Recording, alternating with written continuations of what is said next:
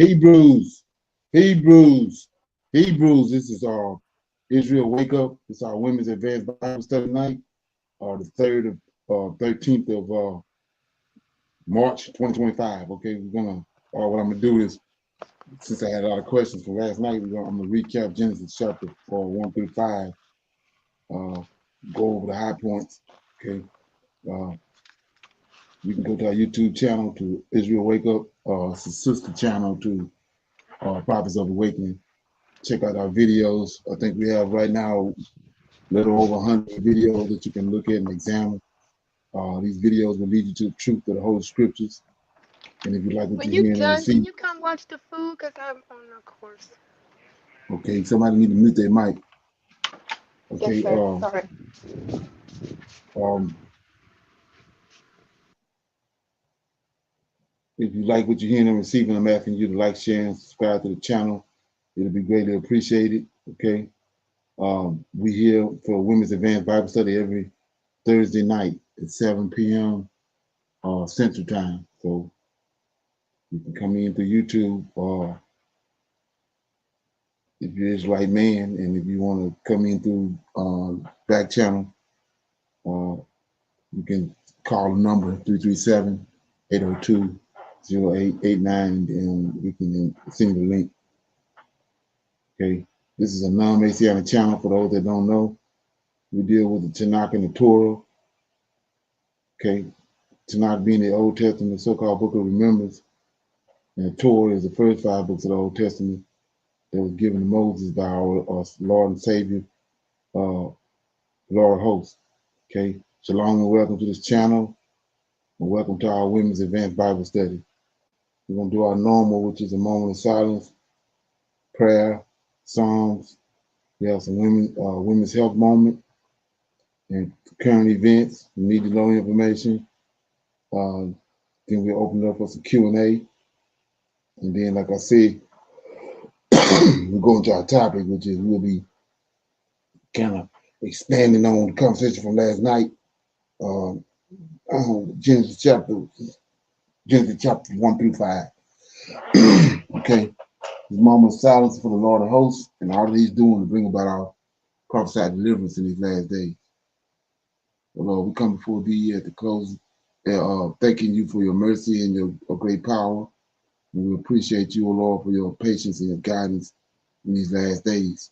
Lord, we thank you for awakening us to this great understanding. And for this cause, we honor and respect you greatly. Turn not thy face from us at this hour, O Lord, but allow us in our searching of you to find you and to dwell with you. Peace be unto you. Okay, we got a song. Shalom, everyone. Yes, sir. I'll be reading Psalms 39, verses 1 through 13. I say, I will take heed to my ways, that I sin not with my tongue. I will keep my mouth with a bridle, while the wicked is before me. I was dumb with silence. I held my peace, even from good, and my sorrow was tried. My heart was not my heart was hot within me, while I was musing the fire burned. I speak I with my tongue. Guys. I was musing the fire burned.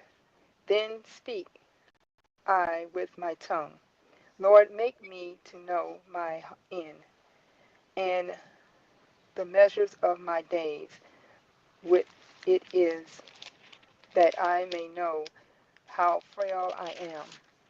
Behold, thou hast made my days as a handbreadth, and my age is as nothing before thee. Verily, every man at his best state is altogether vanity. Selah. Surely every man walketh in a vain show. Surely they are disquiet in vain. They heap up riches and knoweth not who shall gather them. And now, Lord, What wait I for? My hope is in thee. Deliver me all my transgressions. Make me not the reproach of the foolish. I was dumb, I opened not my mouth, because thou didst not it. Remove thy stroke away from me. I am consumed by the bow of thy The hand, blow. the blow of thy hand. When thou with rebukes thus doest correct man for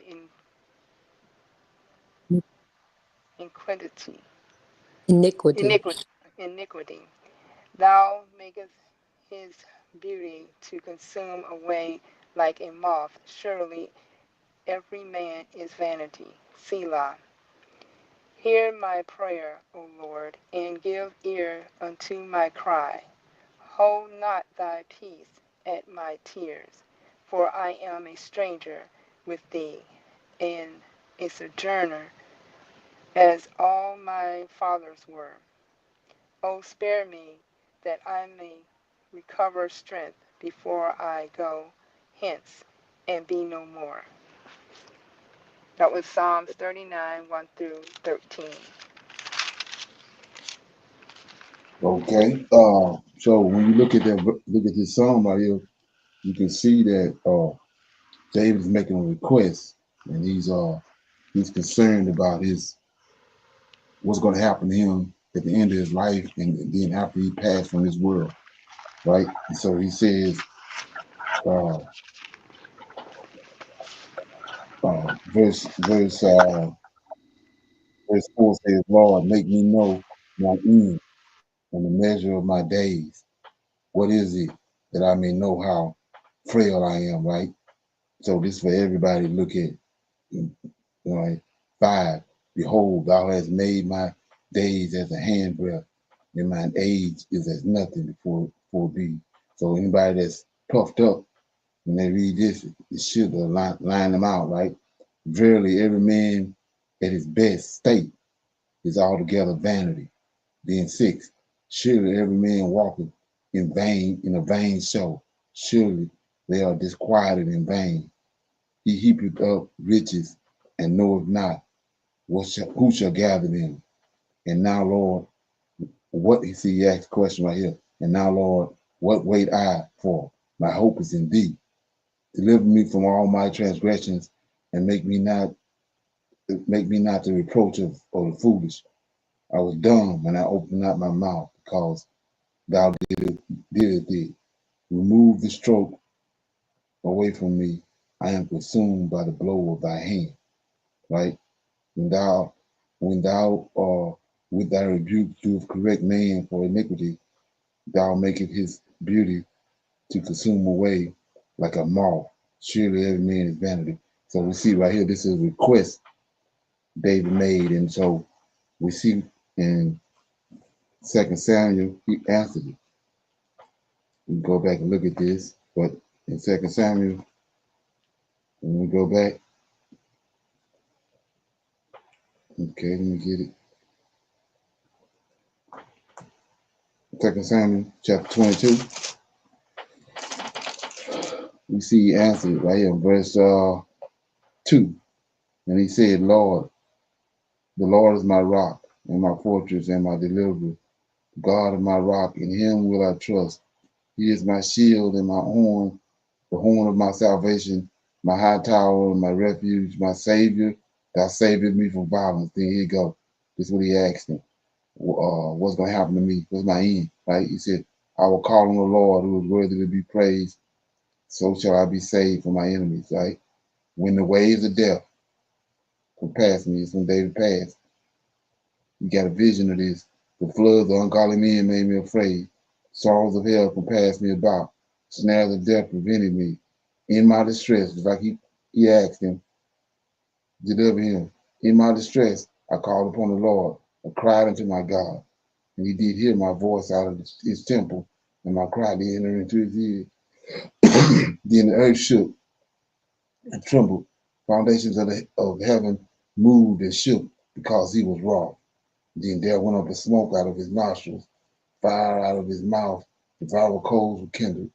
He bowed the heavens also, came down, darkness was under his feet, and he rode upon a cherubim, and he did fly, and he was seen upon the wings of the wind, and he made a darkness a pavilion round about him, dark waters and thick clouds of the sky, and through the brightness before him were coals of fire kindled.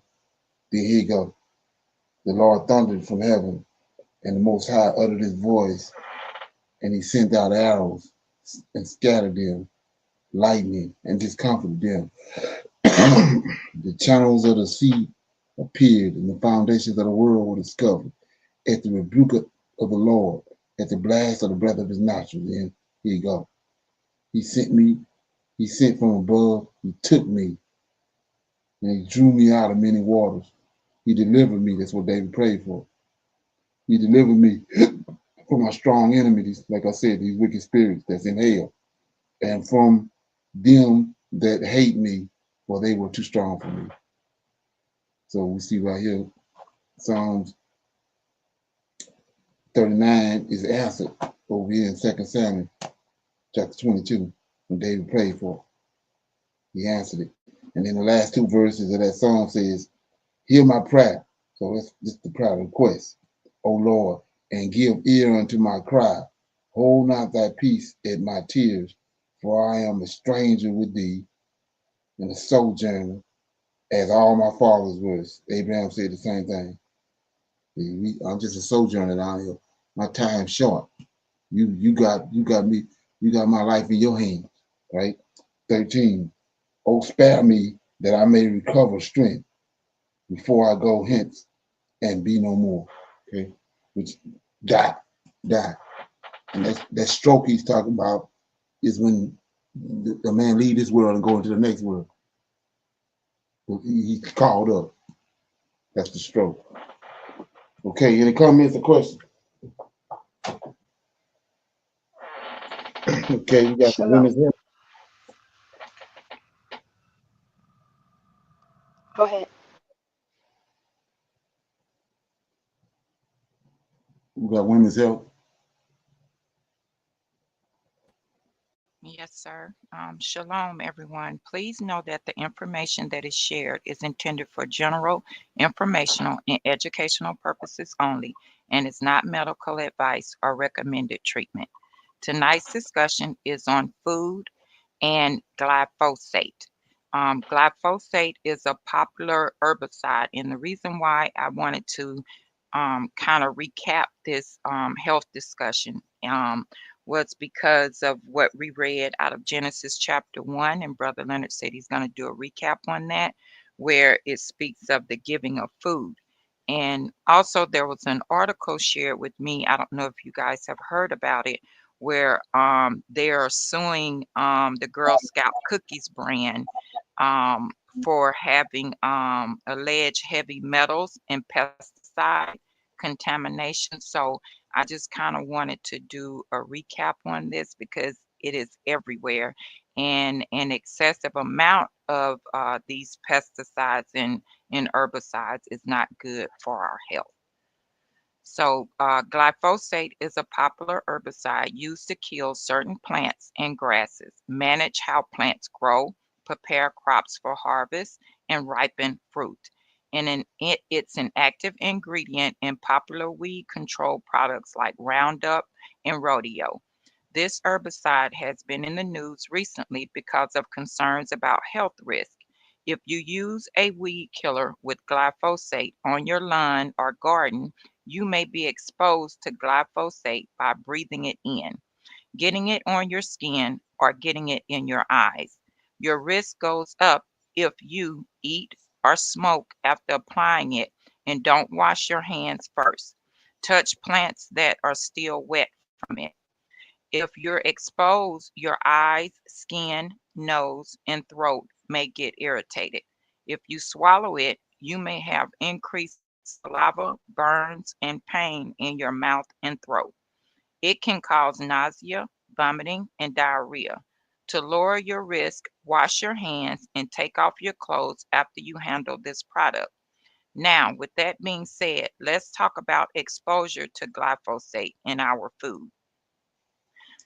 Many farmers use glyphosate products in their fields and orchards. They spray it on crops like corn and soybeans that are genetically engineered to withstand glyphosate, also known as GMOs. They also spray it on non-GMO crops like wheat, barley, oats, and beans to dry out the crops so that they can harvest them sooner.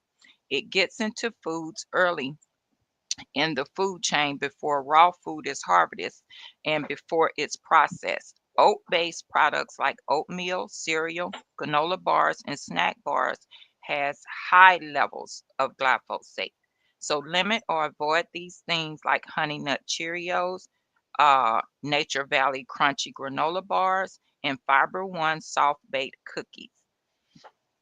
Is Cheerios and oatmeal supposed to be our healthier choices for breakfast? At least they say so.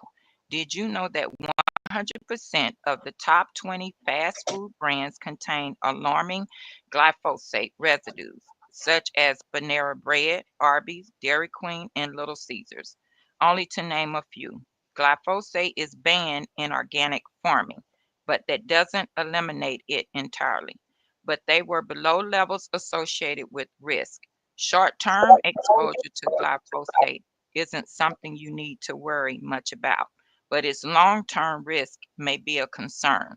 The risk involves cancer, liver and kidney damage, reproductive and developmental issues, risk for pregnant women and children. Learning how to avoid glyphosate in food will enable you to make more informed decisions about your diet. I will be reading from Genesis chapter 1, verses 29 through 31, the giving of food. Verse 29, and God said, Behold, I have given you every herb bearing seed which is upon the face of all the earth, and every tree in which is the fruit of a tree yielding seed. To you it shall be for meat, and to every beast of the earth, and to every fowl of the air, and to everything that creepeth upon the earth, wherein there is life. I have given every green herb for meat, and it was so. Verse 31, and God saw everything that he had made, and behold, it was very good. And in the evening and in the morning were the sixth day. Tonight's discussion was on food and glyphosate, and I read Genesis chapter 1, verses 29 through 31, the giving of food. Thank you. Shalom, everyone. Okay, yeah, we appreciate that information. What we're gonna do next is go into our current events. Okay, so we'll play them and then we'll break it down. In a little over 24 hours, big changes are going to be happening here inside the United States. But millions and millions of Americans are deeply concerned that these changes are likely going to lead to more layoffs. I want to explain what's going on because right now there's a lot of talk, but the talk, there is some validity behind it. So I'm going to break all this down in just a moment, explain what is going on and how we are likely going to be impacted in the next 24 to 48 hours. So again, I'll break all this down in just a moment, but all I ask is one thing, takes 2 seconds, go ahead, hit that like button if you enjoy these daily updates. And now let's begin.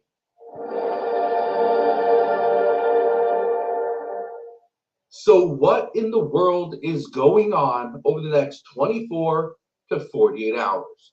Well, before I tell you the big catalyst, I want you to understand what has just transpired.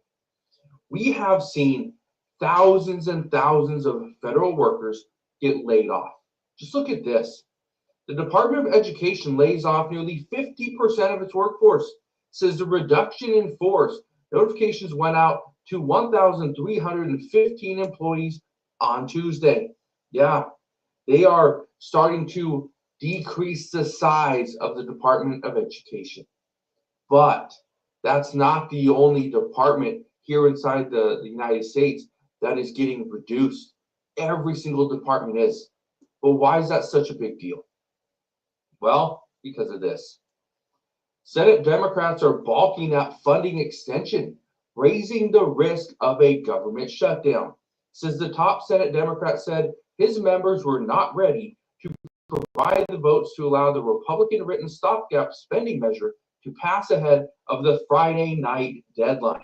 There is still time for a reversal. According to reports, it is highly unlikely that Republicans and Democrats come together by tomorrow night at midnight. So Friday night at midnight, there has to be a deal, or else the United States government would officially shut down as of Saturday morning. But why is that such a big deal? Well, the number one reason why this is a big deal, according to experts, is because the Trump administration is already looking at ways to reduce the size of the federal government. They are doing something that we haven't seen before, where they are almost enticing people to just ask for a layoff, okay, to get benefits all the way until September 30th, even though they're not working, okay, get paid as well, never have to come into the office, okay. Thousands of people accepted that. I believe the last number was over 80,000 federal workers accepted that delayed resignation, which means they, again, continue to get benefits and pay all the way till September 30th. Now, here's the problem, okay, and this is a big problem. If the federal government shuts down, okay, only those that are deemed essential are the ones that would be required to continue to work. Here's the crazy thing. What is going to be deemed essential? That we don't know exactly based off every single agency, but we have an idea of who would be deemed essential. And I want to play this clip, okay? Listen to this, and then we'll discuss it. Republicans do not have the votes in the Senate to invoke cloture on the House CR. A government shutdown could impact millions of Americans. Federal workers not already canned by DOGE would be furloughed without pay. Non-essential government functions would be put on pause, such as national parks and museums in Washington, D.C. So consider your spring break trip to the Smithsonian canceled. Meanwhile, essential workers would be expected to keep working without pay until the shutdown ends, after which they'd receive back pay. This includes federal law enforcement, TSA and Border Patrol agents, and active military. Early January of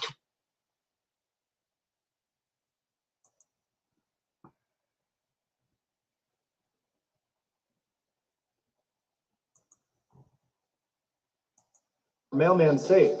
The U.S. Postal Service does not rely on Congress for funding. Okay, so your mail's safe, you'll continue to get your mail, and you can continue to fly on an airplane because TSA is still working. But what about any other agency?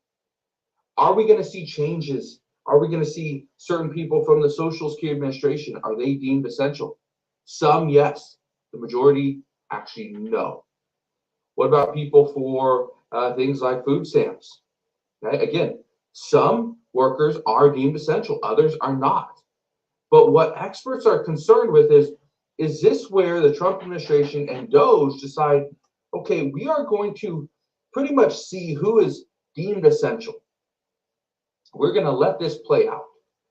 And if the federal government is successful, is efficient, and we don't see any major issues, the Trump administration could easily just look at this government shutdown and be like, okay, we were shut down for X amount of days. We saw no issues. So only those that are deemed essential should continue to work for the federal government. Everyone else, bye. Okay, any comments on that? Anybody heard anything about it? Shalom.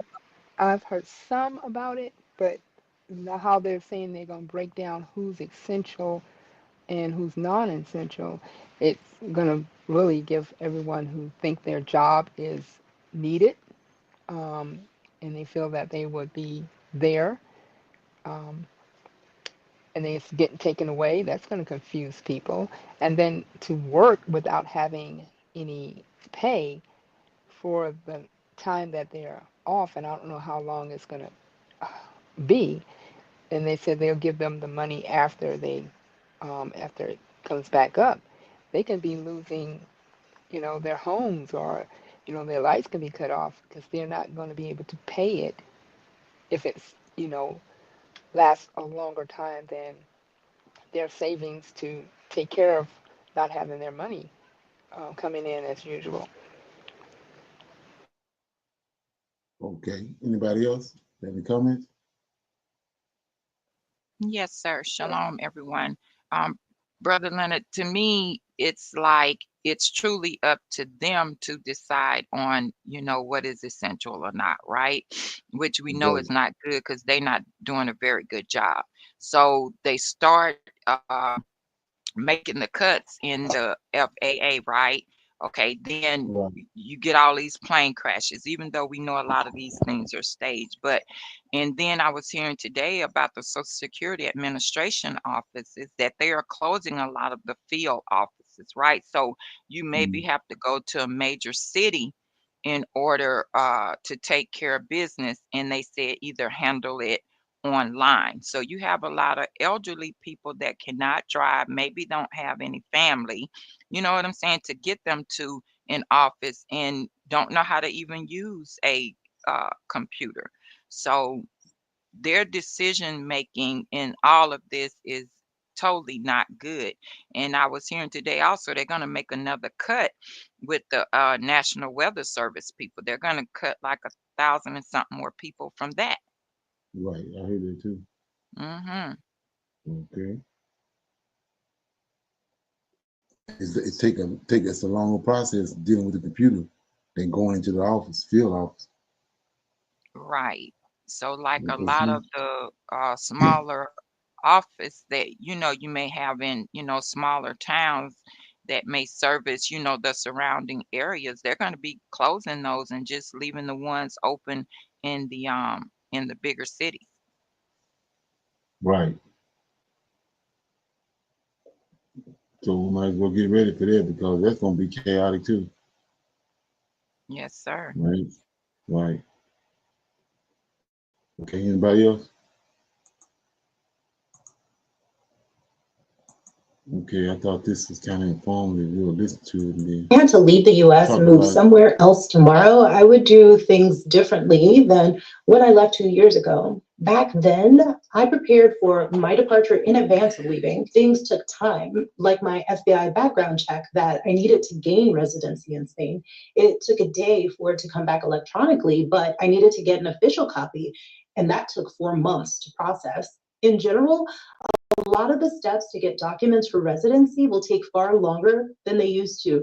The system is busy, it's almost overwhelmed. Legally living in a different country is something that should be done with careful planning and preparation. With that said, this is what I would do if I had to get out right away. I'm not going to include steps for what to do with your pets. Frankly, that takes a lot of care and consideration. And if you need to leave tomorrow, you may have to leave Spike and Fluffy behind. On that note, if you haven't done so already, update your passport. Like I said, timelines are growing. You want to make sure that your passport is valid for at least 6 months beyond how long you plan on being away. This is necessary whether you choose to expatriate or emigrate. And yes, there's a difference between these two words. Expats, expatriate, they settle themselves abroad. An expatriate is somebody who lives outside of their native country, whereas an immigrant emigrates. They leave their country to settle permanently in another country. I fully expect comments about how I shouldn't use the word expat because of whatever reason. Allow me to be frank, not everyone who leaves their country is an immigrant. Some people end up becoming nomads. They don't end up tied to any country in particular. And until they settle in a specific place, they're expats. Me, I'm an immigrant. I bought a lovely finca in Spain's northern coast. If you haven't done it already, pick your destination. I'd prioritize countries that offer US citizens visa-free entry or a visa on arrival. This will allow you the time to arrange for longer-term visas later. I've linked resources in the video description for you. For me, I'd go to Spain. It's where my husband's from. Then, once I secure my residency, It would put me on a faster track to citizenship. Yes, I immigrated here and I'm currently considering becoming a citizen. I linked this article from The Guardian in the description. If you choose Spain too, be ready to experience bureaucracy. When I say that, I want you to think of all the time that you've ever spent dealing with bureaucracy. Ever. Now, I want you to multiply that by 5. That's Spanish bureaucracy on a good day. Things that you were used to being quick and simple have to go through processes. You'll likely have to prove your income or savings. That is, if you plan on staying for an extended amount of time. No matter where you start out, you will need savings. If you went to Spain like me, hopefully you have your NIE by now so that you can get your long-term housing set up as well as your utilities. And once you have your place, start connecting with the community around you. You should join expat communities locally or online because that'll be a great place to go for support. I can't stress enough how important it is to learn experiences from others. Please don't limit yourself to the expat groups though. Be sure to connect with locals. Connecting with locals, in my opinion, is the best way to get things done. It's not about networking. What I'm really suggesting is making new friends. And through these friendships you make is where you'll find a future of opportunities.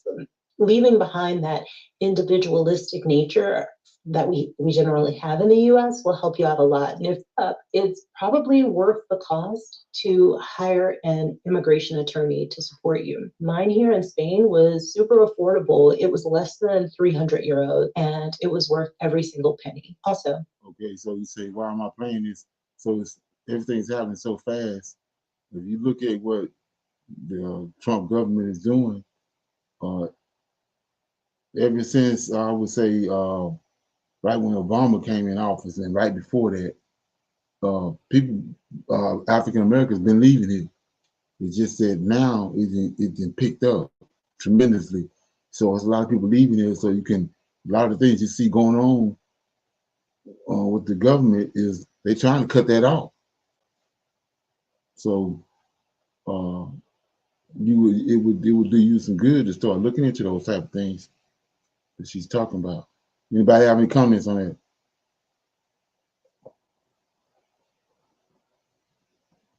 Okay, everybody good?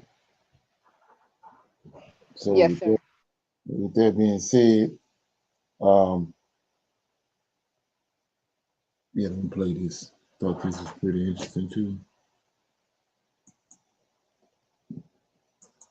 The Trump administration, the president says, too much fentanyl, too many migrants coming across the border. But that's not true because fundamentally, less than 1% of fentanyl actually comes from Canada to the US. Fundamentally, we have a very strong and secure border. We have $1.3 billion worth of investment in our new border plan. We've invested in more boots on the ground, Black Hawk helicopters, a new fentanyl strike force with the Americans. We also have a new fentanyl czar. We've done everything that was required under the executive order that President Trump signed. It's March 2025, and a shadow looms over North America. Canada, tied to the United States by a 5,000-mile border, the world's longest undefended frontier, and a century of shared history, stands on the brink of a crisis unlike any before. The Trump administration has ignited a trade war, slapping tariffs on its northern neighbor, and threatening not just economic stability, but the very sovereignty of a nation.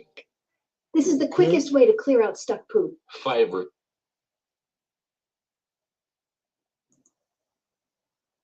Interview, a senior Canadian official, Foreign Minister Melanie Joly, delivers a stark message. This is a fight for survival. Beyond the headlines lies a saga of pride, betrayal, and a partnership unraveling before our eyes. Let's unpack the stakes, layer by layer. To grasp this moment, rewind the clock. Canada and the US have been economic siblings since the 1854 Reciprocity Treaty, open trade in fish and timber. Today, it's a $2.6 trillion juggernaut. $1 trillion in goods crosses annually from Ontario car parts to Texas-bound oil. Canada's the top export market for 36 states, fueling 9 million US jobs. Think steel workers in Ohio, farmers in Iowa. The 1994 NAFTA deal reborn as USMCA in 2020, cemented this bond. Yet Trump's 25% tariffs, first on steel and aluminum in 2018, now expanded to lumber, autos, and more. Rip at that fabric. He says it's about American jobs. Canada says it's a dagger to both nations' hearts. The fallout's brutal. In the US, a family buying a Ford F-150 could pay $3,000 more. Lumber tariffs might jack up a new home by $10,000 in Minneapolis. In Canada, sawmills in British Columbia are slashing shifts, and Ontario's auto plants face layoffs. 20,000 jobs at risk per the Canadian Chamber of Commerce. Trudeau's counterpunch,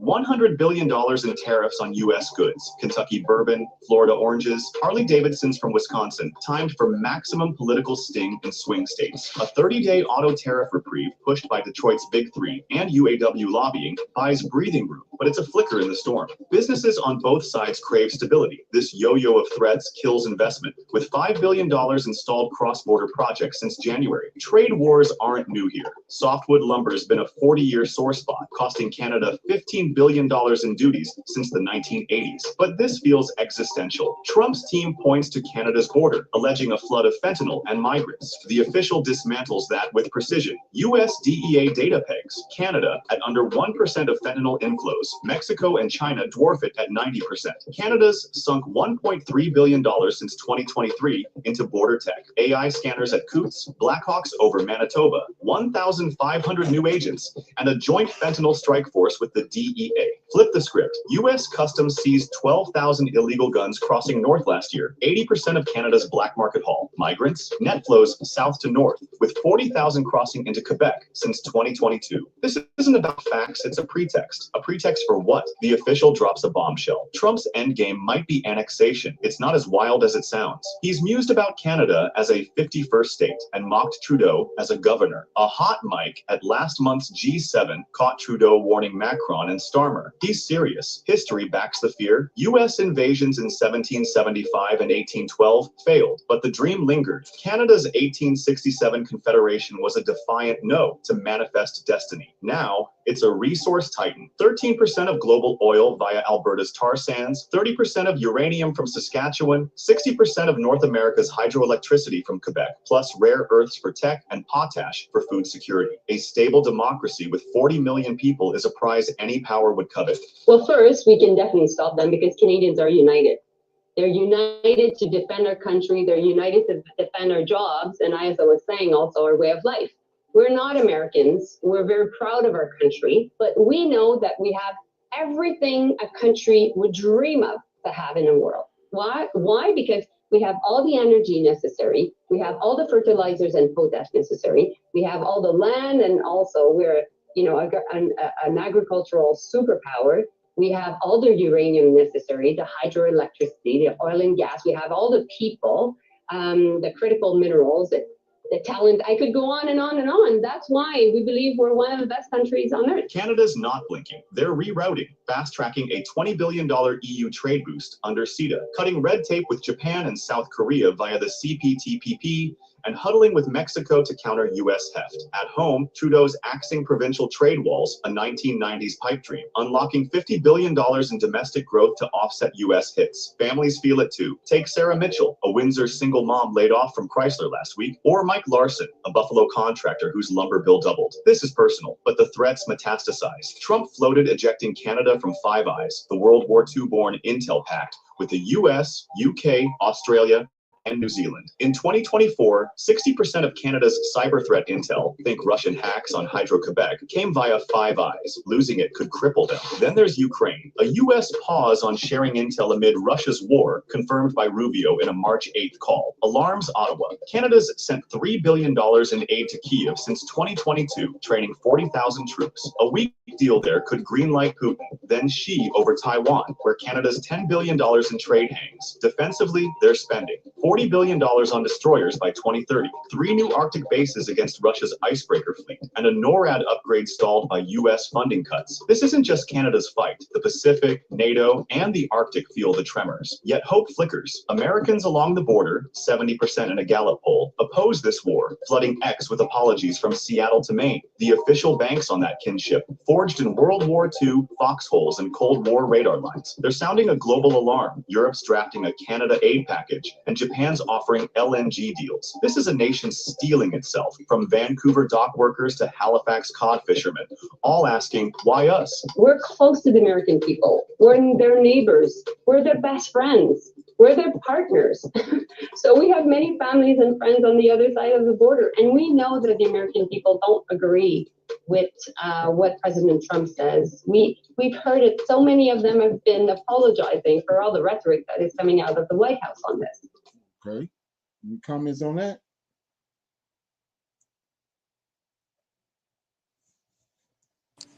Shalom, everyone. They're talking about a lot of things and a lot of money. When they're crying, they're in a deficit and they're trying to purchase a lot of stuff at one time, and continue to cry about the deficit, but they're steady spending the money and cutting the programs to get the money to spend. Shalom. Right, yeah. So Canada, what Canada have done is, like you said, they have over thinking $1 trillion worth of trading power, and they then locked it out from America. They didn't cut America off from it. That ain't good. So that's going to affect the average everyday American in the long run. Okay, within the next month or two, you'll start seeing effects along with everything else that's happening. Okay. Anybody else have any comments on that? Okay. I'm gonna open it up for some Q&A. Anybody have any questions or comments? Anything they want to talk about before they came across, they heard on this channel, they want to talk about it?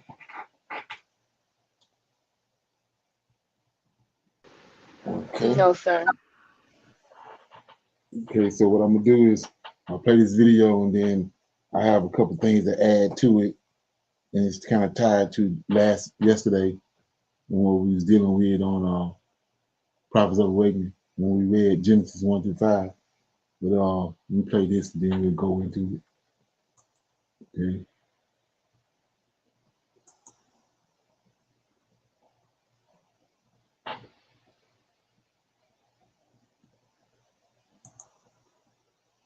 Traveling the Scriptures channel. The giants mentioned in the Bible have always sparked curiosity and fascination. Even those who are not familiar with the sacred texts of the Old Testament have heard of these colossal. So the title is the 5 races of giants in the Bible after the flood, right? After the flood. Creatures that once inhabited the earth in ancient times. What few know is that the giants were not a single race. In fact, there were different tribes and lineages, all descendants of the Nephilim, the hybrid beings who emerged from the union between the sons of God and the daughters of men. These races had their own unique characteristics and played important roles in biblical history. In this video, we will delve deep into ancient records and reveal who these mysterious post-flood giant races mentioned in biblical texts really were. Get ready to uncover hidden truths that few are aware of. If you're curious, leave a like, share your theories in the comments, and subscribe to the channel for more content like this. Share with friends who are also interested in the ancient biblical giants, and join us on this journey through the unknown past. Now, without further delay, let's explore the secrets of these powerful creatures who challenged kings and civilizations. The 5 races of giants in the Bible after the flood. The biblical giants make their first appearance early in the book of Genesis in chapter 6, where one of the most intriguing accounts of the scriptures is revealed. The text states that the sons of God saw that the daughters of men were beautiful and took them as wives, creating a hybrid lineage of beings known as the Nephilim. These colossal creatures, described as giants, inhabited the earth before the flood and, surprisingly, reappeared after it. But who were these sons of God mentioned in the holy text? The answer lies in the very root of the Hebrew term used, B'nai Ha-Elohim, which in Aramaic is B'nai Elaha. Both expressions are traditionally associated with angels and celestial beings, making it clear that the giants were, in fact, the result of the union between humans and fallen angels, those who abandoned their heavenly home and became corrupt. In other words, The giants were descendants of the ancient demons. The book of Genesis makes it clear that before the flood, these beings proliferated and spread terror across the earth, corrupting humanity and contributing to the chaotic state that led God to send the great judgment of the waters. However, so let's look at that right quick. Set the stage. So we said that when these giants was alive, they came about from a angelic being mating with a human woman and got the giant, right? So that was an unlawful union. So the result of mixing that angelic DNA with human DNA, these giants were violent and they terrorized everything. Okay, so while they had the flesh and blood on flesh bodies and the blood in them, they was terrorizing everything. Well, they lost once they died. That spirit stayed here. And what it's doing, the same thing. What they were doing when he had a body. Just that it's not as impactful, but they still doing the same thing because that spirit still here upon the earth. It can't sin because it didn't come from heaven. So that's the wicked spirits that a lot of people don't know, but we dealing with today. So you have to understand that, and also when you understand what they did, we know who our Savior is when they concocted JC and the New Testament. Then JC dealing with wicked spirits. When you read the New Testament, he coming in contact with wicked spirits all over the place. So you got to look at that. Why? To show you how crazy and how backwards these people are. Now you even ban the book of Enoch, and the book of Enoch is telling you where these wicked spirits come from. But then you turn right around and you concoct JC, got him in the New Testament, but the book of Enoch is not scripture. So what is JC dealing with? If the book of Enoch is not scripture, what is he dealing with? When he ran across the guy legions, he had all these wicked evil spirits in him. The evil spirits come from the giants that you say don't exist because the book of Enoch ain't real. Okay. However, the text also mentions that after that time, meaning after the flood, they mysteriously reappeared on earth. But how was this possible? Many scholars and theologians believe that the fallen angels continued to interact with humanity, infiltrating ancient civilizations and creating a new Nephilim descent. There are reports of these demonic beings engaging with priestesses of pagan cults, who in turn worshipped ancient deities. The Bible often warns that these pagan gods were not mere human inventions, but demons in disguise, seeking worship and power. Exactly. Evidence of this can be seen in historical and biblical records themselves, such as the Egyptian sorcerers who performed supernatural feats before Moses and Aaron. These magicians were able to turn their staffs into serpents, something beyond mere illusion tricks, a clear indication that a dark force was operating behind them. Therefore, the giants were not just large physical beings. They were a vestige of the celestial rebellion, a living mark of the corruption brought by fallen angels, and continued to play an enigmatic role in human history long after the flood. After the flood, a new generation of giants reappeared on Earth, spreading across various regions of the Middle East and beyond.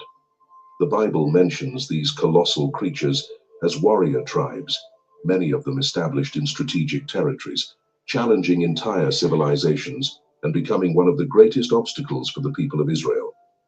The sacred texts suggest that at least 5 races of giants inhabited the region, ranging from the Levant to Mesopotamia, and even reaching ancient Egypt. Their descendants spread across lands that today correspond to Israel, Iraq, Syria, and other neighboring countries, establishing strongholds and imposing cities.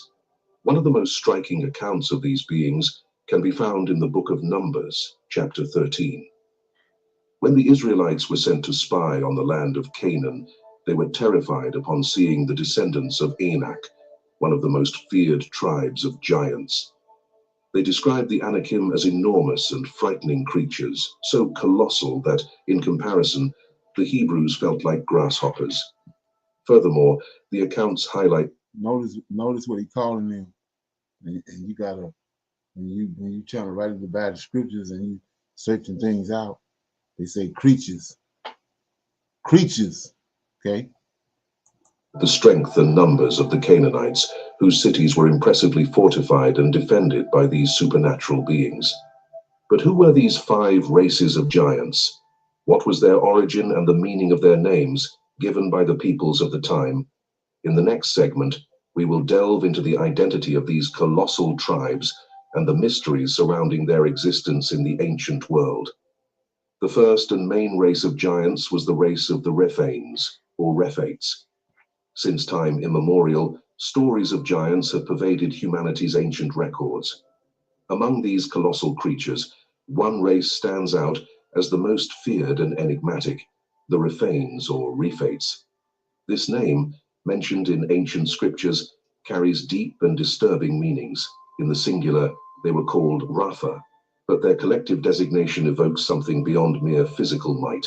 The word Rephane, both in ancient Hebrew and Phoenician, carries a somber weight. It is not just about gigantic beings, but entities that, for ancient peoples, were somehow linked to the realm of the dead. So right here, I keep talking about this.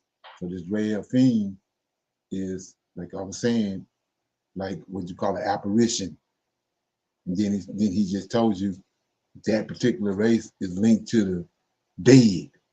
So now you go to Egypt, and the whole thing with the Egyptian Book of the Dead and Guyana and hell. That's what that is. That's what they're dealing with. Then you go to Anu, and the god that was in I think it's not Thor. I can't think his name, but he was the god of the dead.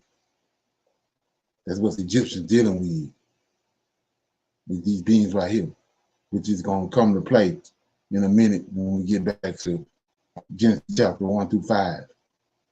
Okay. The very meaning of the term alludes to something ghostly. To specters wandering among the living, to the undead. But why did the ancients view them this way? The answer dates back to an event that altered the course of humanity, the flood. According to ancestral traditions, the giants were exterminated by the Great Deluge, extinct, eradicated, wiped from existence. And yet, centuries later, they returned. What could explain this resurgence? The explanation, according to ancient accounts, lies in the interference of the fallen angels. These entities, worshipped as deities by some civilizations, once again mingled with human women, giving rise to a new lineage of giants, the continuation of the ancient stock that was believed to have been destroyed. The stature of the Rephanes was something that defied understanding. They were titans among men, reaching impressive heights. Biblical records mention that one of them, Og, king of Bashan, was approximately 15 feet 5 inches tall and nearly 6.5 feet wide. This description was not exclusive to him. It indicated that the other Rephates had similar proportions, making them true mountains of flesh and bone, beings that walked the earth like gods of war and terror. The second race of giants that walked the lands of Canaan and terrified many has been well known thanks to novels and Hollywood films, the Anakim. If there was a race of giants that struck fear and dread in the lands of Canaan, it was the Anakim, the feared sons of Anak. Unlike the Rephanes, whose name evoked the world of the dead, the Anakim carried in their very name a troubling revelation about their origin. The term Anak was not just a name, it was a clue about the lineage of these colossal beings. Derived from ancient Sumerian, Anak or Anakin meant something that completely changed the perspective on these giants, children of those who fell from the sky. This definition alone is enough to cast a shadow over the true nature of the Anakim. They were not seen only as enormous and powerful beings, but as direct descendants of the entities that came from the sky. The ancient pagan gods worshipped in regions of the Middle East, Africa, and Asia. Their parents, their progenitors, were not mere mortals, but those who, according to ancestral traditions, fell from the heavens and gave rise to a race that defied the natural order. Whenever the Anakim were mentioned in ancient records, the emphasis was placed on their immense stature and colossal strength. The scriptures describe them as formidable warriors, so tall that they surpassed ordinary men by more than 6 or 10 feet. Estimates suggest their height ranged from 11.5 to 14.5 feet, with some accounts even suggesting they could rival the Rephanes, surpassing the 15-foot mark.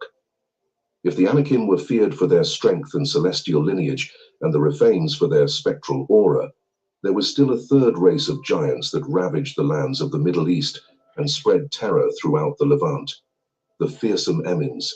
The mention of these colossal beings can be found in the sacred scriptures, specifically in the book of Deuteronomy 2:10-11, where it is written, "The Emims formerly lived there, a people great and numerous and as tall as the Anakim." Here there is a crucial detail. The sacred text itself emphasizes that the Emims were as tall as the Anakim, suggesting that these titans also surpassed 13 feet in height, possibly even rivaling the Rephaim themselves. The idea that these giants were a terrifying threat resonates even in the meaning of their name. The term Emims, according to Rabbi Rashi, can be translated as fearsome or monstrous. This name, far from being just a tribal designation, was a direct reflection of their frightening appearance and their psychological impact on the peoples of the time. The Emims were not just giants in stature, they inspired true terror. But perhaps the most terrifying aspect of this race was not just their size. This is the latest non-invasive blood glucose monitor.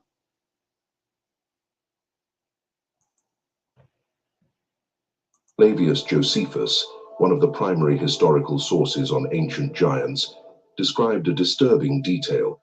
The Emims had a terrifying scream, comparable to the roar of a lion, a fierce, guttural, and resonant sound that, according to reports, froze even the bravest warriors with fear. Furthermore, their grotesque appearance set them even further apart from the other giants. While the Anakim were strong and the Rephaim seemed like specters from another world, the Emims were described as true monsters, their features distorted by the brutality and horror they inspired. Whether through their strength, their colossal height, or their terrifying presence, the Emims left their mark on the memory of ancient peoples, the fourth race of giants that ravaged the Middle East, the Zuzim. Among the hidden enigmas of antiquity, a race of giants stands out in the vast landscape of the Middle East. Known as the Zuzim, these colossal beings are mentioned in ancient records and described as creatures of extraordinary strength. Their name, derived from an Aramaic term, carries an intriguing meaning: rigid, strong, or robust. A designation that reflects not only their impressive stature, but also their superhuman resilience. Reports suggest that the Zuzim stood between 10 and 13 feet tall, making them true titans who walked the earth. They were imposing, endowed with brute strength that made them feared in battles and territorial disputes. Like the Nephilim, Rephaim, and Anakim, they were part of the mysterious giant lineages that marked ancient history, leaving traces that continue to intrigue scholars and researchers of the occult to this day. But what happened to the Zuzim? In the book of Genesis, chapter 14, we find an enigmatic mention of these beings. The account describes how Chedorlaomer, king of the Elamites, led a devastating military campaign against various tribes and nations, and among his victims were the Zuzim. According to the sacred texts, this monarch led an unrelenting attack, which resulted in the massacre of many of these giants, weakening their presence in the ancient world. The extermination of the Zuzim was just one of many episodes in the war between humans and giants described in the scriptures and oral traditions. The last race of giants in the Old Testament, the Zamzumim. Among the shadows of the past, in the ancient times when Colossi walked the earth, one last race of giants stands out in the records of the Old Testament. Little mentioned and shrouded in mystery, they were known as the Zamzumim, a tribe of gigantic beings who inhabited the lands of the Middle East, more specifically east of the Jordan River. The Zamzumim shared many similarities with the Zuzim, another race of giants from the same region. They were tall, imposing, and possessed immense strength. Ancient records indicate that their height ranged from 13 to 14.5 feet, which made them true titans in the face of common men. They were a prominent presence in biblical geography, described as a race of fierce warriors who occupied strategic territories and instilled fear in the neighboring tribes. However, even these giants were unable to resist the relentless tide of history. The Zamzummim came into direct conflict with the descendants of Lot, especially the Ammonites, who were disputing the fertile lands once belonging to this ancient race. The sacred texts report that the Ammonites destroyed the Zamzummim and took their lands for themselves, assimilating their conquests and gradually erasing the traces of this colossal race. Many scholars believe that the Zamzummim were a subdivision of the Rephaim, another group of giants mentioned in the scriptures. If this theory is correct, it means that this lineage inhabited not only Jordan, but also regions of Syria and the present-day territory of Israel. This suggests that, in the distant past, vast areas of the Middle East were dominated by these giants, whose descendants may have been hunted to extinction by the smaller peoples who later emerged. I hope you enjoyed this video. Okay. Anybody have any comments on that? Okay. Yeah, so I played all that for a reason. So we see right here that it was these giants all over the place in the Middle East. And like I said before, it's only one conclusion you can come to how they came into existence. And Enoch tells us, the book of Enoch tells us how they came into existence. And so when you understand that, it's two things I want to deal with on this before I go into the class. And that's when you go to the book, when you go to Abraham, we go there, we go to the scripture. So you go to Genesis, right?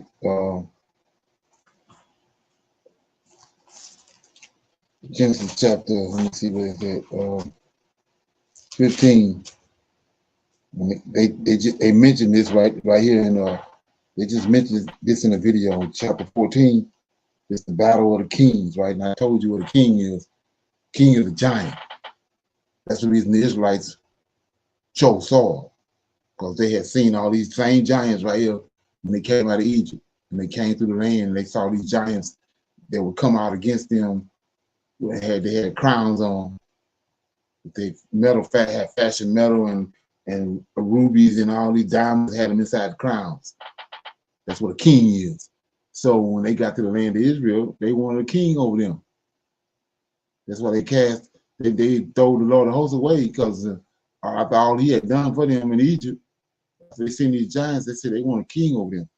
So that's why they chose Saul, because he was tall, right? But anyway, you go to Genesis chapter 14, right? And it says, maybe this you read over this, I don't know. Genesis chapter 14, came to pass in the days of Armathal or Shinar, this Nimrod, in case you want to know, he survived the Tower of Babel. This is his name right here, after the Tower of Babel, Armathal, king of Shinar, Arak, king of these men. It was a giant war. This is why a lot of those giants got destroyed after the flood. But my point is this: go to Genesis 14, verse 13. And there came one that had escaped. It's a giant. See that? That had escaped. He had escaped from the war, right? And told Abraham the Hebrew, for he dwelt in the plains of Mamre. The plains of Mamre, the Amorite, brother of Eshcol, brother of Anor. These were a confederate with Abraham. So these giants, they confederate with Abraham. So you say, what are you talking about? Go to Genesis 18 right quick. So this giant came to Abraham and told him what had happened a lot. His name is Mamre, right? So we go to, so when you understand how they was telling you how fierce and how big these giants were, so they just like a lion or a tiger or a bear, they got a whole area that they control. That's why I would say the plains of Mamre, because that whole area is controlled by him. So anyway, when you go to Genesis chapter 18, okay. Let me see that. Yeah, I ain't even in here. Okay, let me get it. When you go to Genesis 18, you can see that Abraham was sitting by this oak tree, and it's called the Oak of Mamre. So that's the same giant that told Abraham what had happened to Lot and his family. They came in, these giants that came and took him and went away with him. So Abraham had giants that the Lord of hosts had put a spirit on. They were submissive to Abraham. So we said Abraham took 200 men and he went and he rescued Lot. But those 200 men they were giants that Most High had put a spirit on that was subject to Abraham, right? So that's one of our patriarchs that he's dealing with giants. Then we go to the book of Jasher, right? And we go to chapter 4, if I'm not mistaken. The book of Jasher, chapter 4. Let me see, make sure. Okay.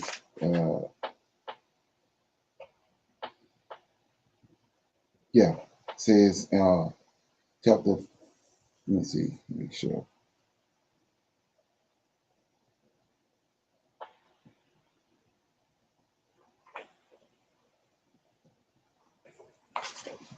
Okay, make sure we don't go to the wrong place. So we're dealing with Canaan. Canaan was chapter 2 of Jasher. It says it was in the 130th year of the life of Abraham, of Adam, upon the earth, that he again knew Eve, his wife, and she conceived and bore a son in his likeness and in his image. And she called his name Seth, saying, because God has appointed me another seed in place of Abel, for Cain has slain him. So let's look at this right quick. I don't want to digress, but I want to explain this because it came up yesterday. Chapter 2. And it was in the 130th year of the life of Adam. See that? Of the life of Adam upon the earth, that he again knew Eve, his wife, and she conceived and bore a son in his likeness, in Adam's likeness, and in his image, right? And she called his name Seth, right? Saying, because God has appointed me another seed in the place of Abel, for Cain and slew Abel. See that? So if you go to, we're going to kind of jump around a little bit. If you go to Genesis, what we read last night, you're going to see what they did, how they hooked with the scriptures to make it line with the New Testament with JC. So it says right here,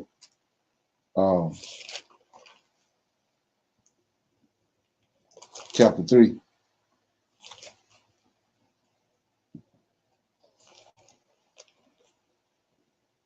Chapter 3, verse 14.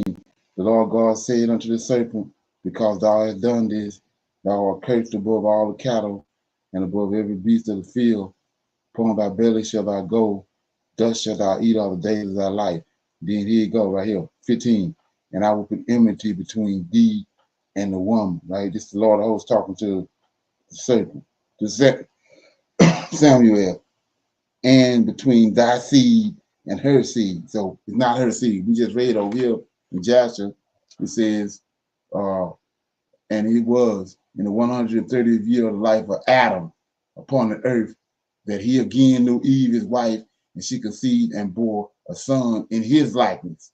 So it's not her seed, it's Adam's seed. So that should say over here in Genesis chapter 14, chapter 3, verse 15, it should say, I will put enmity between thee and the woman, and between the serpent seed and Adam's seed. which is a male child, right? And it shall bruise thy heel, and thou shalt bruise thy heel. So when you see that, it's two seeds. The serpent seed is Cain, and Adam's seed is Seth. So we see what you get when an angel come down and speak with a woman. You see how violent it is. That's what Cain was. That's why he got pissed off when the Most High wouldn't accept his offering, and then he came back and killed Abel. That's another way for you to rightly divide what happened in those first chapters of Genesis.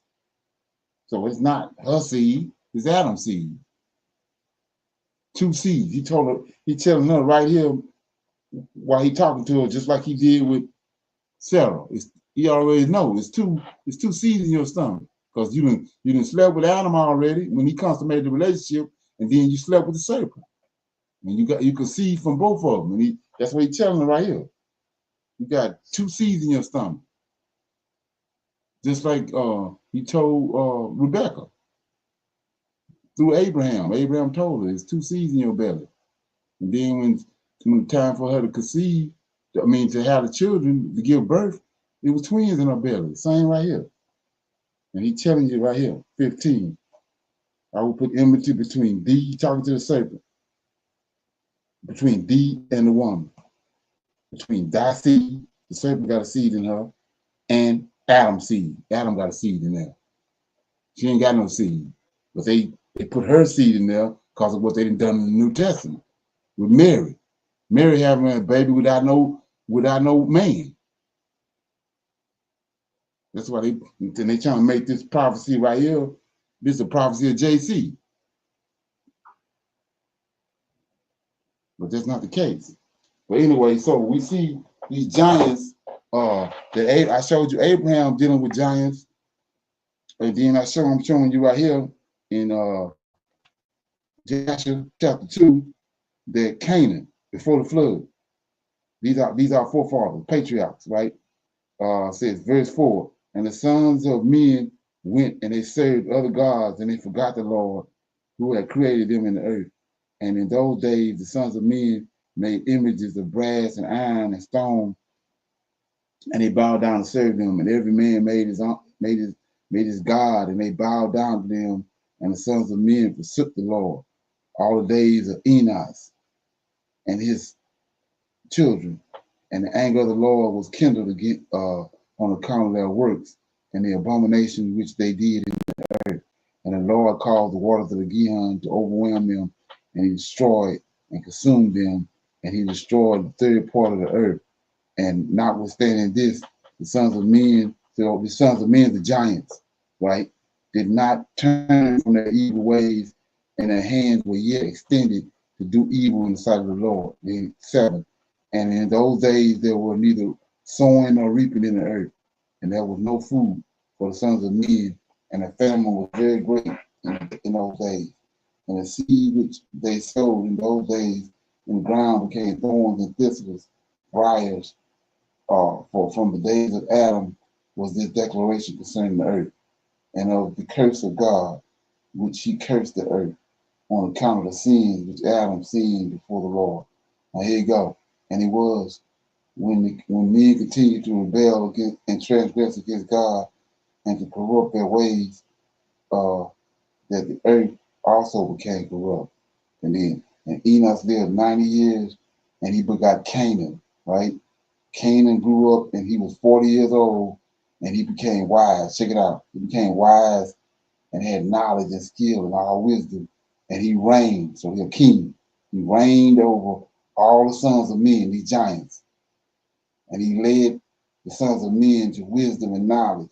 But Canaan was very wise and had understanding of all wisdom, and his wisdom he ruled over the spirits and demons. So that's our giants right here. The wicked spirits came from the giant. So he ruled over all that. So we see what I'm showing you is Canaan was dealing with these giants because of the spirit that they possessed, the spirit that Most High had on them. They controlled these giants. We saw Abraham control the giants, right?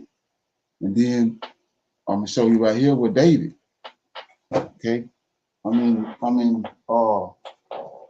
Samuel. Second Samuel right quick. This is important. Okay. I'm in Second Samuel.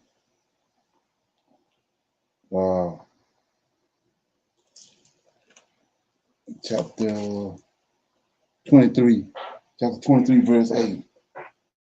This David mighty men. So David got giants with him. 33 to be specific. It says, these are the names of the mighty men, giants, whom David had. And it says, I'm not going to read all of it. Techmonite is set in the sea, chief among the captains. And the same was Adoniah of Israel. He lifted up as his spear against 800, whom he slew at one time. And after him was Eleazar, the son of Bunah, the Ahorite, one of the three mighty men with David. When they defiled the Philistines, they were there gathered together to battle, and the men of Israel were gone away. So, like I said, I'm not going to read all of it, but if you read from 2 Samuel 23, chapter verse 8, all the way to the end to verse 39, you'll see 33 giants that David had around him that the Most High put a spirit on. They were subject to David. And then the last one in verse 39, that's Uriah that was married to Bathsheba. Verse 39, Uriah the Hittite, he was 37 in all. So Uriah was the last one that was listed. That's Bathsheba's husband. So my point is this, and to show you how they hook with the scriptures. So Canaan got giants around him that Most High got subject to him. Adam got giants around him that subject to him.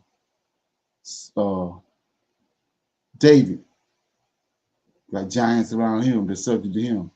So we know Solomon had giants around him, subject to him. So go to the flood, go to the ark. You think Noah didn't have no giants with him? If anybody out of all those men needed giants, Noah needed giants with him to help him build an ark. So Canaan got giants with him, Abraham got giants with him, David got giants with him, Solomon got giants with him. You think it wasn't giants with Noah? Okay, let that front me. So, and then on top of that, another point I want to make, you got during the time of Nimrod, right? Well, we go to Daniel to the Pharaoh. I want to show you something. Go to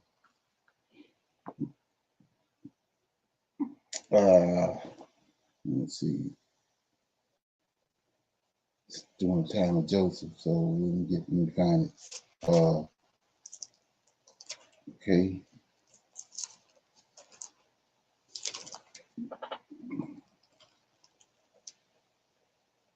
Okay, 32.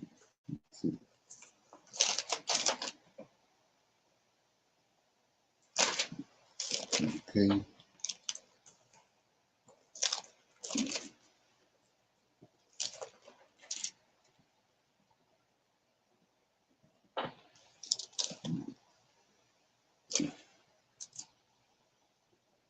Okay, yeah, so I'm in chapter 41, right? And then it says, chapter 41 of Genesis 41, it says, verse 1, it came to pass at the end of 2 full years, Pharaoh dreamed, and behold, he stood by the river, and behold, there came up out of the river 7 well-favored kings and fat fleshly, and they fed in the meadows. So I'm not gonna read that. We know the story. I'm gonna get to verse 9.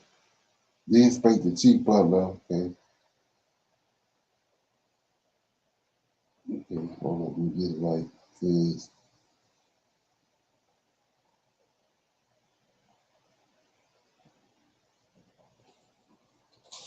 Go back.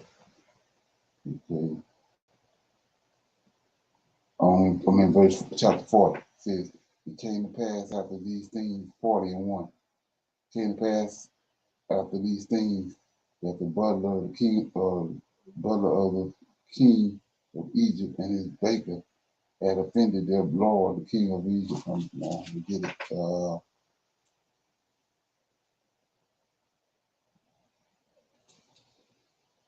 Okay, let me get it. Give me 1 minute.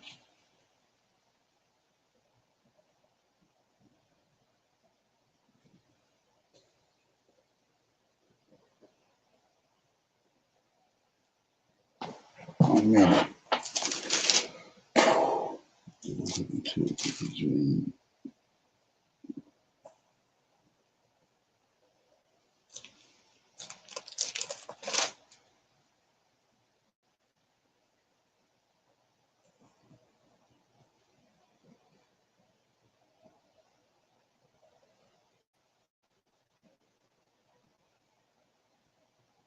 Okay.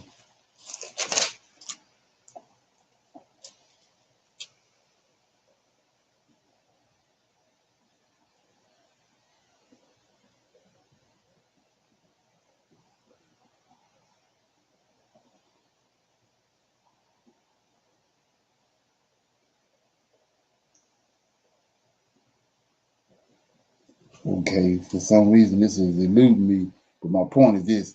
So the Pharaoh had all these people around him, sorcerers, soothsayers, and all that. When you look at that, these people, all this knowledge, soothsayers and all these people that's around the Pharaoh, it comes from the giants too. It comes from the fallen angels. So it's wickedness. The giants wicked, and Pharaoh got all these people around him. The knowledge that they have, that they possess, came from the fallen angels and from the giants.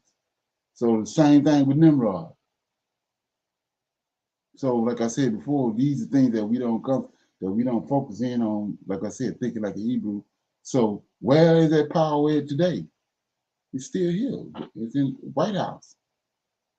And these governments, the same knowledge from these fallen angels surrounding these same people that we're looking at now, that they ain't calling them kings no more. They call them prime ministers and presidents and all that. Same thing is going on today. The powers of wickedness. Like I said, these fallen angels, when they slept with the women, they got giants. That giant died, you get a wicked spirit. So these wicked spirits, where they dwell at? They dwell in high places, governmental places, places where the so-called power is at. That's where they at. So it ain't nothing new under the sun, is what I'm showing you. The king, when he asked, when Pharaoh had a dream and he couldn't interpret it, he brought all these people in. They had the knowledge from the fallen angels, what they had brought down and gave to the women. And then it spread it over the earth. That's what he was hoping was going to decipher his dream, but it wasn't. Joseph had to decipher. Same thing with Nimrod. So you got to understand and look at it. Okay. Shalom. So far. Yeah. Shalom. Was that Exodus 7 and verse 11 when it was pronounced that Pharaoh had then summoned his wise men and sorcerers? Or you was in that verse? I mean, looking at that? What did it say? What did it say? That was what? It said, Pharaoh then summoned wise men and sorcerers, and the Egyptian magicians also did he the same things by his secret arts. Exodus Right. 7, I 11. think that's during the time of Moses. Okay. Remember Moses throw his staff down and Yes, turned it into a serpent. Then the Pharaoh, well, it's the same thing, but it's just different men, God at the time. So during the time of Joseph, he needed somebody to interpret his dream. He called in all those wise men, and they couldn't interpret it. And then eventually he called Joseph in, and the same thing went with Moses. Moses threw his staff down, and it turned into a serpent.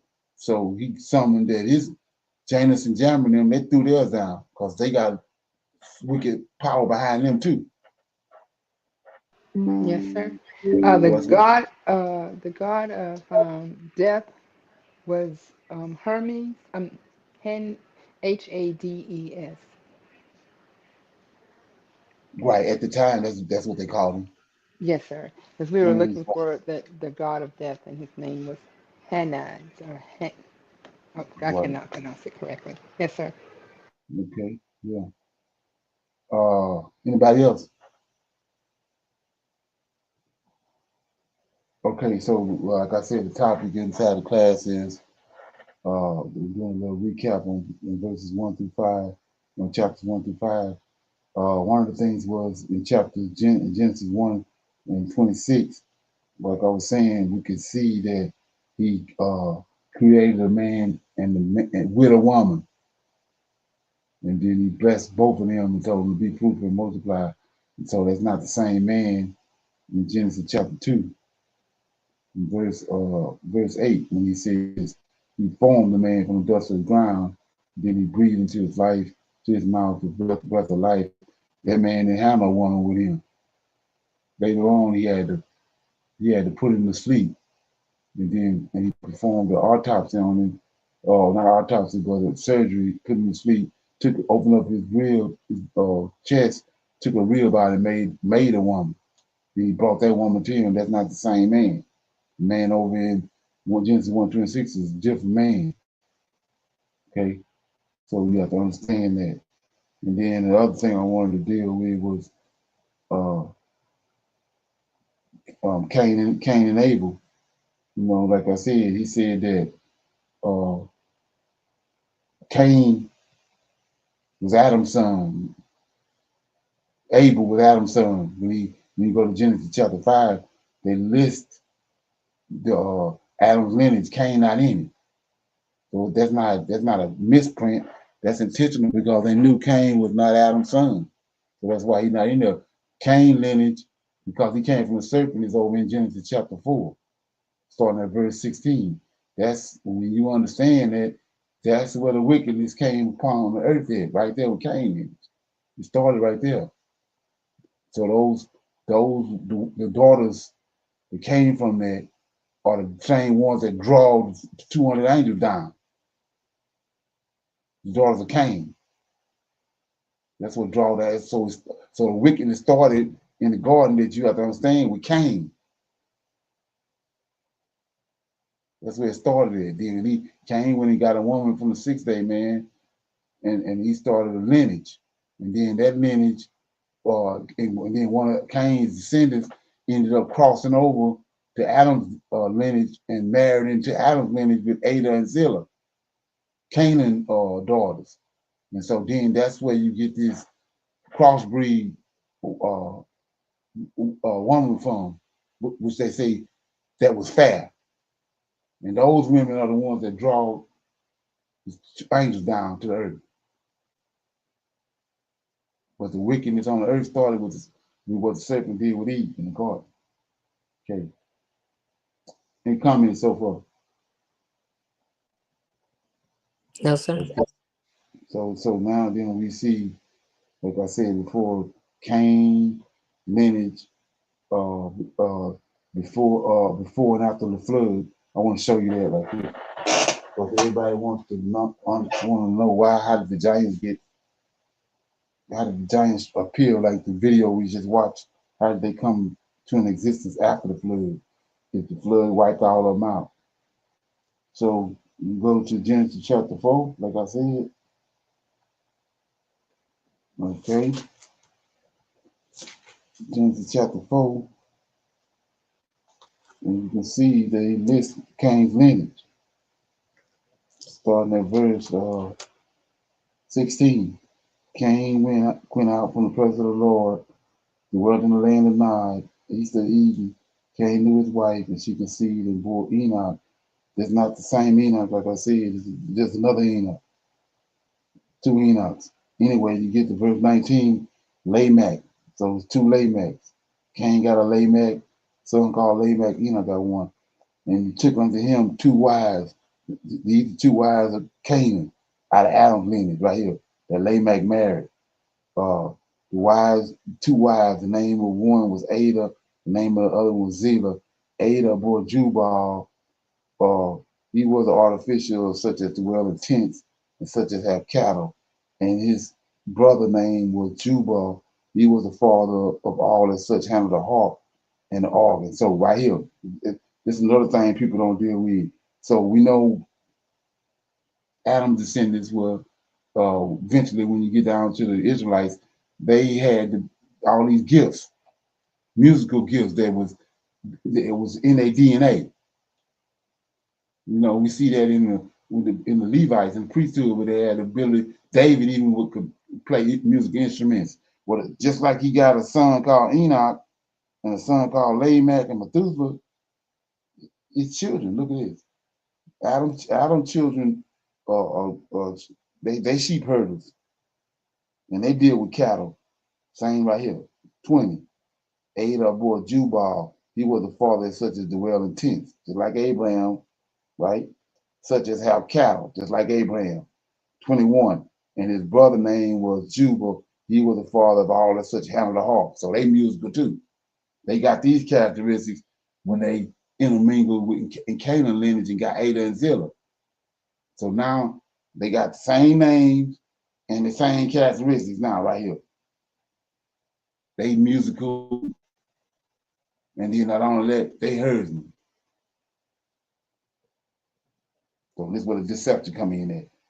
So, and if you don't understand this part right here, you get lost in the sauce. Okay. So we see right there, like I was saying, this Cain lineage, verse 22, Zillah, she also bore Tubal-Cain, instructor of artificial brass and iron, and the sister of Tubal-Cain was Naamah. So this word Tubal-Cain means, Tubal means out of the lineage of Cain. That's what that means. Tubal-Cain means out of the lineage of Cain. That word Tubal, right? So we go to Genesis chapter 10. This is after the flood. Like I said, they're telling you that Noah's sons, Japhet is Noah's son, right? But when you understand what Tubal means, go to chapter 10, verse 1. These are the generations of Noah, Shem, Ham, and Japhet, and unto them were sons born after the flood, right? Then the sons of Japhet, Gomer, Magog, Midian, Javan, Tubal. There it is. See that? Out of the lineage of Cain. So we ain't none of Noah's son. Japhet is out of the lineage of Cain. But he got a son right here called Tubal, Meshach, and so so when you understand what has happened, Noah was commanded to get a male and a female from all flesh. Like I said earlier, what they call those giants is creatures. They're looking at them as creatures. So he told a lion, a tiger, a bat, them creatures. So he said, get a male and a female of all flesh. Put them on the ark. So Cain got a lineage. He had to get a male and a female from Cain lineage. He had to get a male and a female from the six-day man, from Ham lineage. And then he got Noah and his wife, and Shem, his son, and his wife.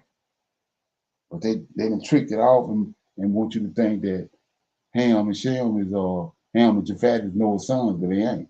But you can see it right here, like I said, in the word etymology, with Noah's with Japhet's sons. The sons of Japhet, Gomer, Magog, Midian, Javan, that's the Greeks, and Tubal. Tubal, I mean, like I said, why would Shem or Noah of all people name one of his sons Tubal? That's right around the time when all this happened. Why would he name one of his sons Tubal? Unless they direct descendants from Tubal-Cain, which is what the case is. Okay.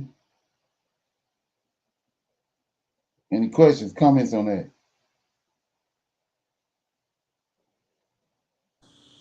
Shalom. Just gonna go back to the movie, the video I saw. They when they depicted it, they put the Israelites that were supposed to be musicians and the you know the magicians and the other ones that could turn the rod to snakes. They had them black, but then the other ones they had white. Right, like righteous one. Yeah, like the evil Right, was the black. right, exactly. Oh yeah, Hmm. yeah. The same thing they're doing. What they did with our scriptures, they're doing right now in the movies. They're making good evil and evil good. Same thing. And so I want one more thing I want to deal with before I close out because he kind of came. It kind of came up last night. I'm in Genesis chapter. Because it may sound kind of whack, whatever, but I'm gonna break it down right here. It says this is when Eve had the encounter with the serpent, right? It says, and I start reading at verse 1, chapter 3. And the serpent was more subtle than any beast of the field which the Lord God had made. And he said unto this woman, notice he's talking to the woman. Remember what the 200 angels did. They came down.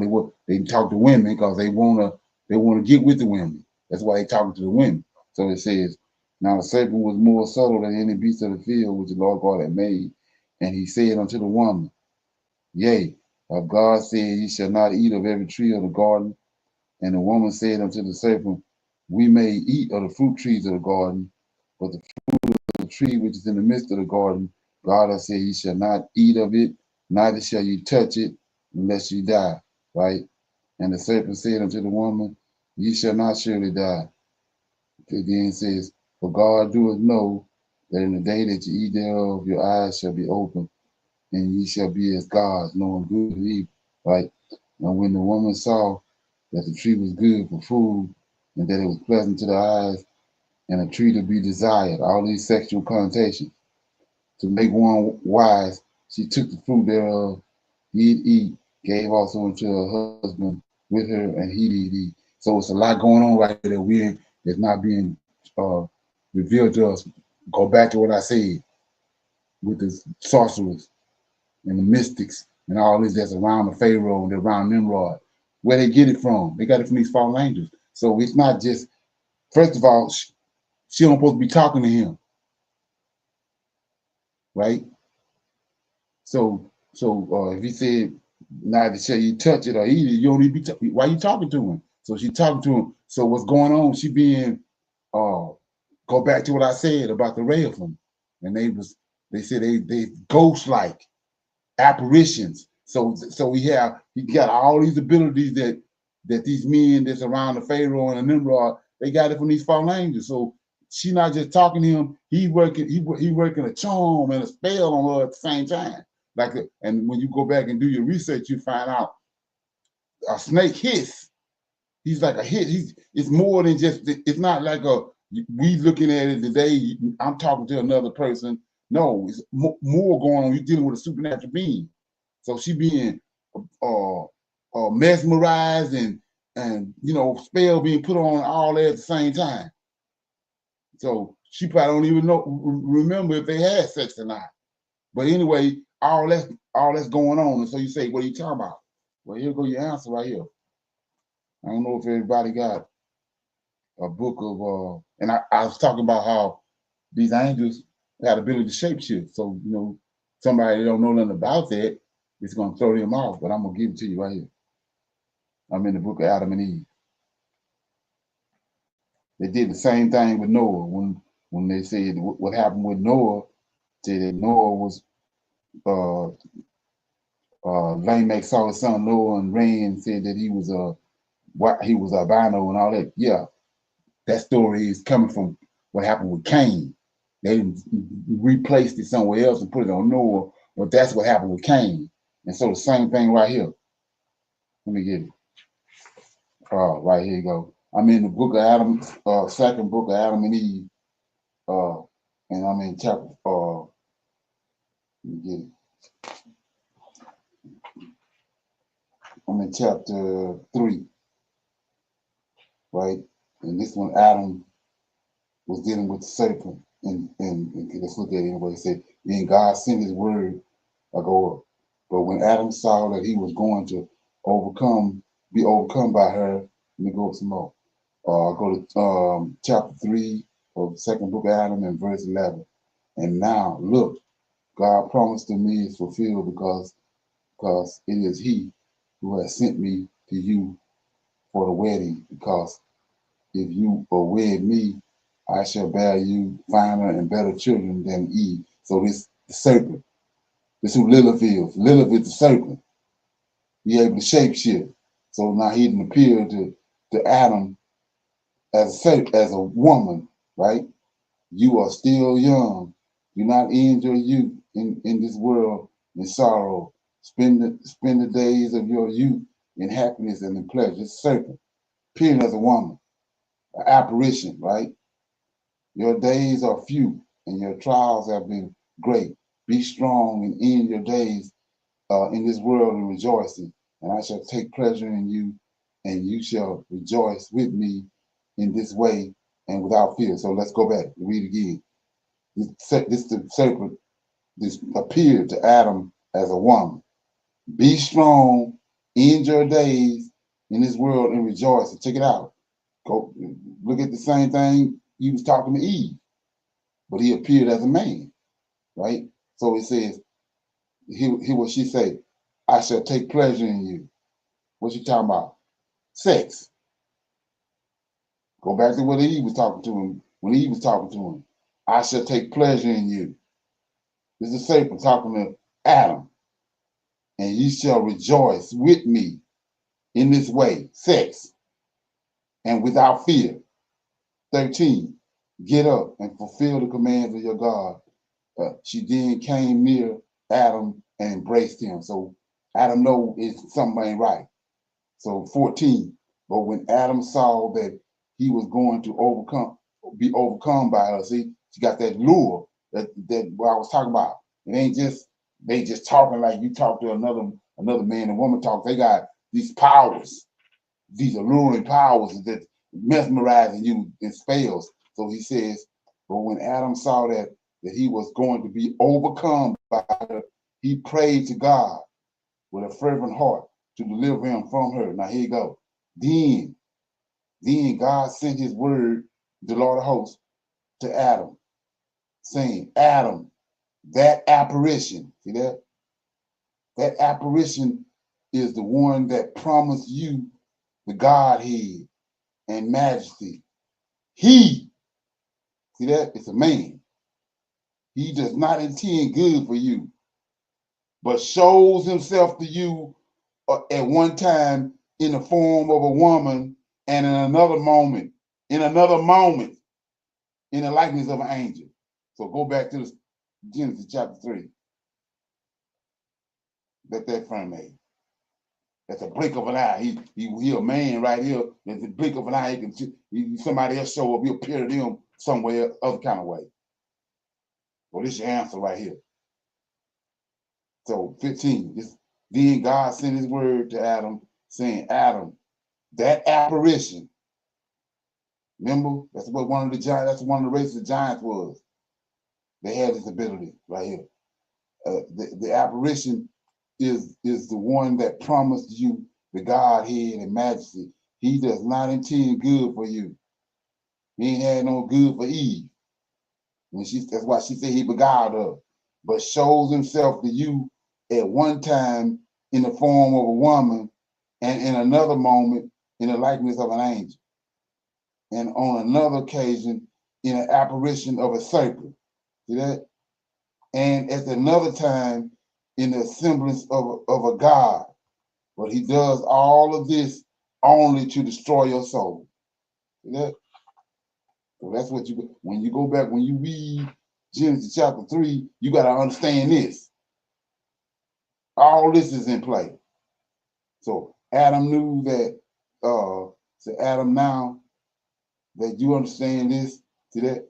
Just like with you, Adam, you talking to Adam. Adam, now that you understand this in your heart, you will see that I have delivered you many a times from his hands in order to show you that I am a merciful God and I wish you good and I do not wish you ruin. So see right there? So if you don't understand this, that he had these abilities when he showed up in the God, you understand this, you're going to fall for the garbage they gave you in King James. When you understand this right here, you know what his deal is. He came there to get a seed. And he got a seed, came. They have the ability to shapeshift and transform itself. We see Michael did that on the Mount Horeb when Moses came on the mountain.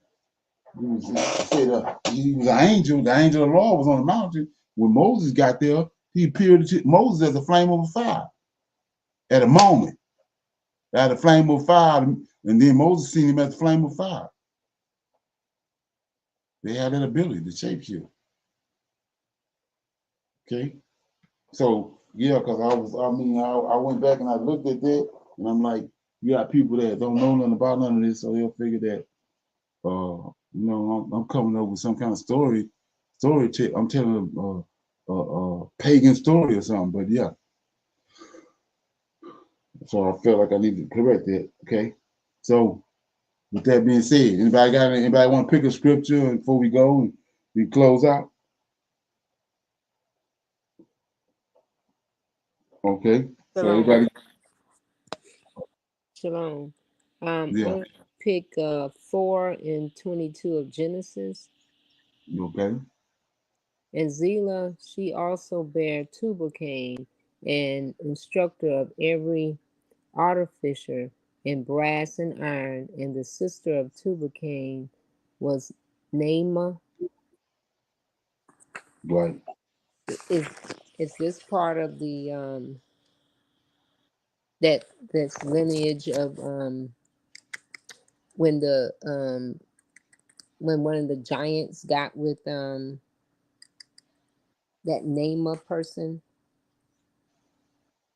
What Naamah came about from the union of Shaddam? Zillah. Okay. Lamech married into Adam lineage when he married into Canaan's 2 daughters, Ada and Zillah. So that's how you get Tubal-Cain from the union of Lamech and Ada. And then he had a sister from Zillah. But so that's why I'm saying then Zillah had a beautiful voice because she got it from these daughters of Canaan, Adam's descendants. She could sing. She had a beautiful voice. Plus she was mixed. But anyway, and then with Tubal-Cain, the serpent was dealing with Tubal-Cain just like he was dealing with Cain. So he showed Tubal-Cain, that's when you go to the 200 angels, he told Tubal-Cain how to become when he said artificial brass and iron, he became a metal smith, how to make iron and swords and breastplates. And like I said, the crowns, and make these big elaborate crowns with put different rubies and diamonds inside the crown. Tubal-Cain was the first smith,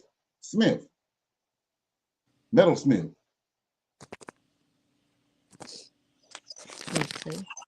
Okay. Thank you.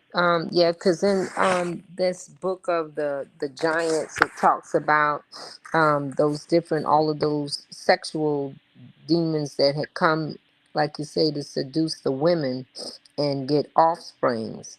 Right. Yes, sir. Right. That's where it started. But it started with what happened in the garden. They got it from what they saw the serpent do.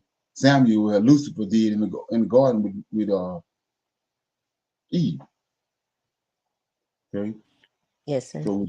So with that being said, well, I'm gonna say shalom, and another shalom. I see everybody got our men's advanced Bible study tomorrow night. Women can come through the line. Then we have our teach Shabbat classes on Saturday. Shalom, shalom, and another shalom. Shalom, everyone. Shalom. I highly recommend that you get this book and you read it because it's a must that you understand who the God head is in the order that's in the Old Testament and Tanakh, because it's not the same as in the New Testament.